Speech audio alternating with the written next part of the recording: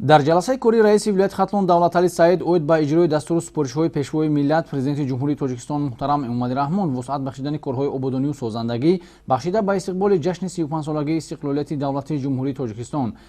ҷамъбасти натиҷаҳои рушди иқтисодию иҷтимоии вилояти хатлон дар соли ҷорӣ, ҷамъоварӣ намудани ҳосили пахтаю зироатҳои кишти такрорӣ, саривақт анҷом додани кишти тирамоҳӣ дар ҳама шаклҳои хоҷагидорӣ, омодагии соҳаҳои хоҷагии халқ ба давраи зимистони солҳои 2023-2024 ва маъракаи ниҳолшинонӣ баромад карда раисони шаҳру ноҳияҳо ва роҳбарони ташкилоту муассисаҳои вилоятиро дастур доданд, ки нисбат ба масъалаҳои зикршуда тадбирҳои муассир андешанд. барои беталафғун доштани ҳосили пахта раисони шаҳру ноҳияҳои Кӯлоб, Кушониён, Вахш, Восе, Мирсаид Алӣ Ҳамадонӣ, Фархор, Абдураҳмони Ҷомӣ, Носири Хусрав, Ҷайҳун, Қубодиён, Шаҳри Тус, Панҷ ва Ҷалолиддини Балхӣ вазифадор гардиданд, ки аз боду ҳавои мусоид самаранок истифода бурда ҳосили ба дастомадаро ҷамъоварӣ ва дурнамои истеҳсоли пахтаро дар соли 2023 таъмин намоянд. Зикр шуд, ки дар вилоят то имрӯз кишоварзони шаҳру ноҳияҳои Леваканд, Бохтар, Дӯстӣ, Ёвон ва Данғара нақшаи ҷамъоварии ҳосили пахтаро барзиёд иҷро намуданд. Раиси вилоят бо назардошти он ки соҳаи пахтакорӣ ки як манбаи асосии истеҳсоли ашёи хом ба ҳисоб меравад, аз он изҳори нигаронӣ намуданд, ки